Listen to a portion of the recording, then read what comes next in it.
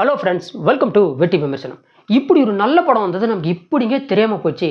எந்த படம் வந்தாலும் அதுக்கு ஒரே ஒரு விஷயம் தான் வேணும். அந்த விஷயம் இருந்தால் எந்த படத்தையும் நல்லா ஓட்டிடலாம் அப்படிங்கிறத இந்த படத்து மூலமாக நான் உணர்ந்தேன். அது என்ன அப்படிங்கிறத நான் கடைசியாக சொல்கிறேன். இப்போ உங்களுக்கு தமிழ் சினிமா ரொம்ப பிடிக்கும்னா இந்த வீடியோக்கு மறக்காமல் ஒரு லைக் பண்ணுங்கள்.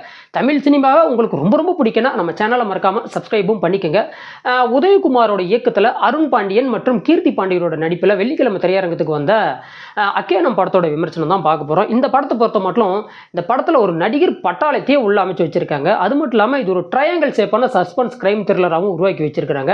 இந்த படத்தோட கதை ரொம்ப கமர்ஷியலான கதையாக இருந்தாலும் அருண் பாண்டியன் எக்ஸ்ட்ராவாக இந்த படத்துக்கு திரைக்கதை அமைச்சிருக்காரு.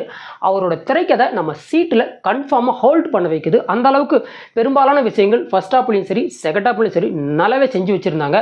ஒரு பக்கம் சீதா மேம், இன்னொரு பக்கம் அருண் பாண்டியன், ரமேஷ் திலக், ஜிஎம் சுந்தர் அப்படின்னு ஒரு குட்டி நட்சத்திர பட்டாளத்தையே உள்ளே போட்டு இந்த படத்தை எடுத்து ரிலீஸ் பண்ணதே தெரியாமல் இந்த படம் வெளியே வந்ததே தெரியாது நிறைய பேருக்கு. எனக்கே கூட எங்கள் ஊருக்கு போகும்போது ஃபஸ்ட்டே முதல் 2 நாள் இந்த படத்துக்கு ஷோவே இல்லைங்க. 2 ஷோ போட்டிருந்தாங்க. அதுவும் ஷோ பிரேக்கில் போயிருந்தது. இன்றைக்கி தான் எனக்கே ஷோ கிடச்சதுன்னா பார்த்துக்கிங்களேன்.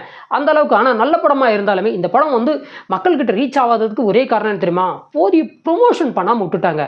இந்த படத்துக்கு மட்டும் கச்சிதமாக ப்ரொமோஷன் பண்ணியிருந்தாங்கன்னா இதுவும் இப்போது ட்ரெண்டிங்கில் ஓடிக்கிட்டு இருக்கக்கூடிய பறந்து போ, ஜுராசிக் வேர்ல்டு, அதே மாதிரி இந்த ஃபீனிக்ஸு, இந்த படங்களுக்கு நிகராக ஓடி இருக்கக்கூடிய ஒரு படம் தான். பார்த்தீங்களா எவ்வளோ செலவு பண்ணி நல்ல படமாக எடுத்தாலும் சரி நல்ல படமாக எடுத்தாலும் சரி விளம்பரம்னு ஒன்று இருந்தால் அதாங்க மக்கள்கிட்ட அதை போய் சேருது.